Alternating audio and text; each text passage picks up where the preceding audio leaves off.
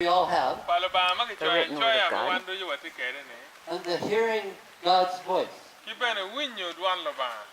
You know they're both talked about at different times in the Bible. So learning to hear God's voice is very important.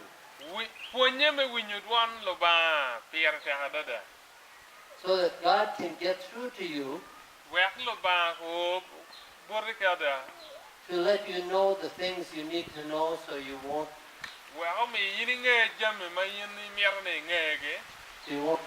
fail without a warning.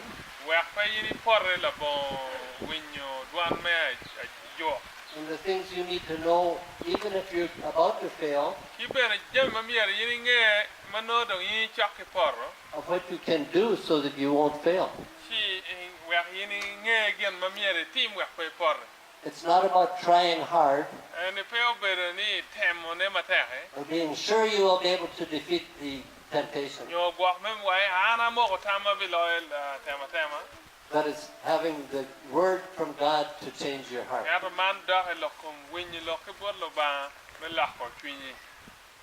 The biggest example I remember about this in the Bible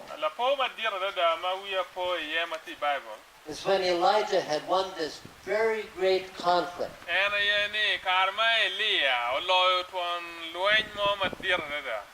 In fact, God had showed him to get all the Israelites together.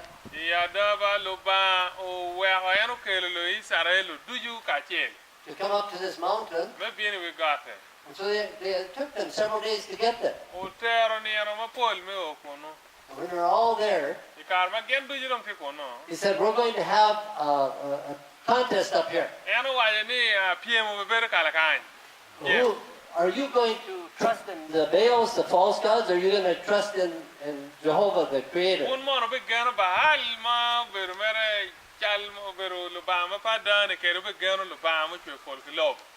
Well, the people weren't real convinced at the moment.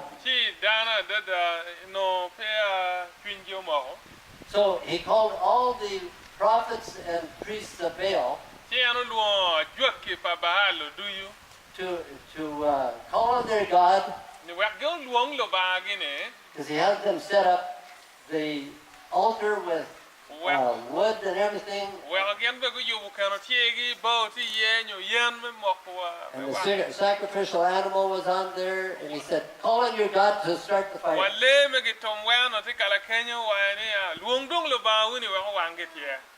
And of course they couldn't start the fire. Hour after hour, he was see, maybe your God is sleeping, or maybe he's gone to relieve himself.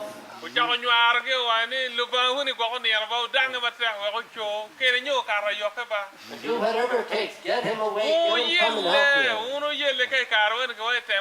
So, nothing was happening. So finally, before he was going to call his God, he said, pour water on everything. Pour water on the wood.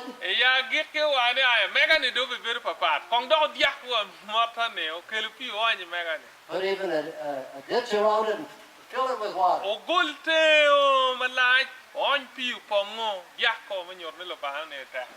And then when he called down God, you know what they asked God to do?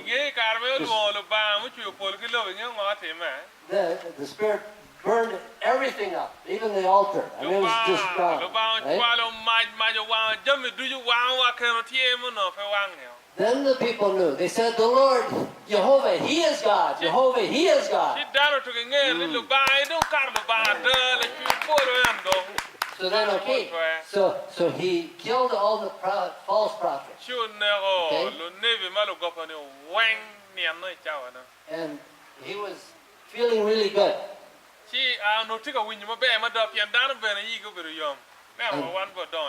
Until Jezebel sent a message to him.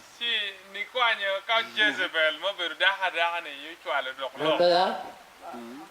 Okay, so then he was scared. You know, can you guess why he was scared? There are some hints in there. We aren't told exactly, but there's some pretty strong hints.